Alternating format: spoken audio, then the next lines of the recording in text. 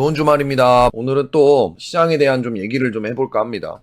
이 주말 동안에 뉴스가 정말 많이 나온 것 같아요. 우리 같이 좀 살펴보고 일단 한국 증시가 다음 주에 어떤 흐름으로 좀 움직일지 예상을 좀 한번 해보겠습니다. 먼저 보겠습니다. 일단 미국 증시가 좀 안 좋게 끝났죠. 보면은 참 얘네도 변동성이 좀 커요. 요즘에 미국장도. 그래서 하락을 해서 끝났죠. 0.94% 정도 이제 마이너스 하락을 해서 좀 끝났는데 장중에는 좀 폭락이 나왔었어요. 마이너스 1.41%까지도 급락이 좀 나왔다가 막판에 좀 올라갔는데 그 왜 이렇게 시장 자체가 굉장히 좀 그런 부분이냐.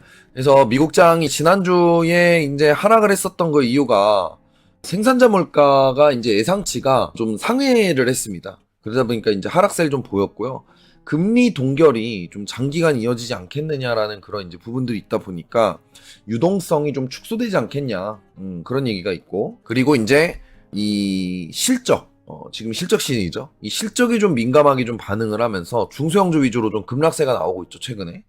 그리고 미국의 이제 국채 가격이나 단기물은 좀 상승을 하고 있고, 장기물은 하락세를 좀 보이면서 혼조세를 나타나고 있습니다. 뒷부분에. 그러니까 뒷심이 이제 있었던 이유가 이제 양적 완화에 대한 반대론자 워시가 차기 연준 의장으로 좀 지명이 됐어요. 근데 이제 항상 그래 왔듯이 지금 있는 이런 우려감들이나 이런 것들이 쭉 보면은 오래가는 그런 우려감이 아니에요. 단기적으로 미국에서 작용할 수 있는 그런 이제 악재들, 그런 거라고 보시면 됩니다. 그래서 엔비디아나 이런 것들의 실적이 중요하겠죠.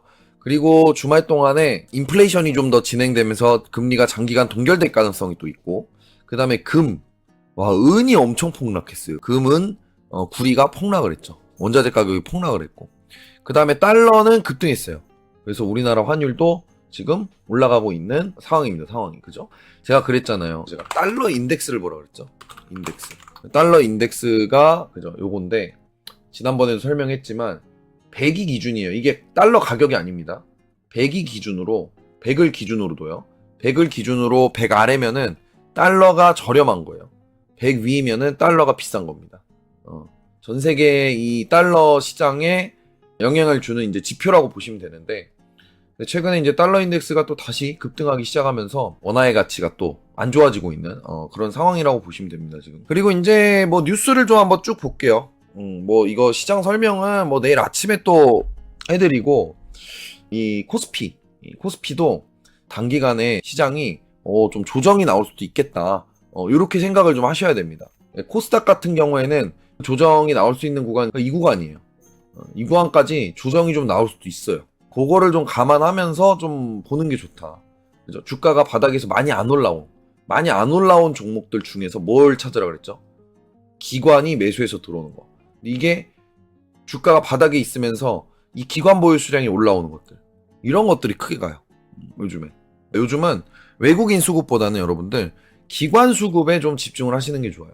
왜냐면 기관들이 굉장히 주식을 많이 사고 있습니다. 근데 코스피는 요즘에 개인만 엄청 사거든요. 다음 주도 마찬가지일 것 같아요. 재미가 없을 것 같아요. 자, 뉴스 한번 같이 볼게요. 근데 이제 뉴스나 이런 것들을 좀 보니까 진짜 뭐 이래저래 한국 시장이 좀 버틸 수 있는 내용들이 좀 없어요. 시장이 조정이 나올 수 있다. 그러니까 그런 것들 좀 이제 감안을 하고 투자를 하시면 좋을 것 같고, 그 다음에 트럼프 2기 두 번째 셧다운 돌입, 미네소타 이민 단속 사망 사건이 뇌관이 됐다 해가지고 하원이 휴회로 일시적으로 멈췄대요. 이것도 주식시장에 영향을 주는 뉴스입니다. 악재예요, 악재. 그래서 좀 이런 부분들이 좀 있다 보니까 지금은 과감하게 할 수 있는 그런 구간은 아니에요, 시장이. 그 다음에 이제 요거 나왔습니다, 뉴스. 60조 방산 대박 터지냐? 캐나다 잠수함. 그러니까 이거 관련돼 있는 종목이 뭐가 있냐면 버만 퓨얼 세일이라는 종목이 있어요. 저도 이거를 이제 이 버만 퓨얼 세일이라는 종목을 다음 주부터 좀 관심 있게 볼 건데, 저 잠수함에 들어가는 부품을 만듭니다, 얘네가. 이 전지 부품을 만들어요. 되게 중요해요. 자, 그 다음에 요게 좀 컸어요, 주말에. 엔비디아에서 이제 오픈 AI에 이제 140조 원을 원래 투자를 하기로 했는데 이게 보류가 됐다. 내부의 회의론이 굉장히 커졌어요. 이게 되게 큰 악재였거든요, 사실. 근데 오늘 뉴스가 오늘이었나요? 젠슨 왕이 또 그 얘기했죠. 아니다. 우리 저기 오픈 AI랑 잘 지낸다. 투자할 거다. 이런 뉴스가 또 나왔어요, 오늘. 그래서 요거는 악재라고 보기엔 좀 어렵다. 자, 그 다음에 마운자로가 또 풍기 현상이라 그래요. 진짜 대단합니다. 이러니까 헬스장이 망하는 거야. 그죠?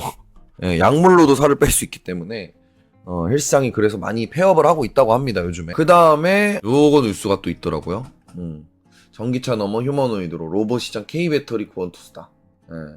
자, ESS 얘기도 나오고 있고, 그죠? 조정이 나오면은 계속해서 여러분들 째려봐야 돼요. 그땐 좀 관심 있게 또 보셔야 된다. 또, 반도체는 올해에도 달린다. 여러분들 반도체 무조건 포트폴리오 편입을 좀 잘 하셔야 됩니다. 엄청나죠? 반도체 205억 달러 2배가 늘었어요. 반도체. 1월 수출이 우리나라가 34%가 늘었고, 그 중에 반도체가 2배 이상 급증했다고 합니다. 반도체는 무조건 계속해서 우리가 관심 있게 좀 봐야 된다. 또 뭐 AI 거품론이네 뭐네 하면서 이제 그죠?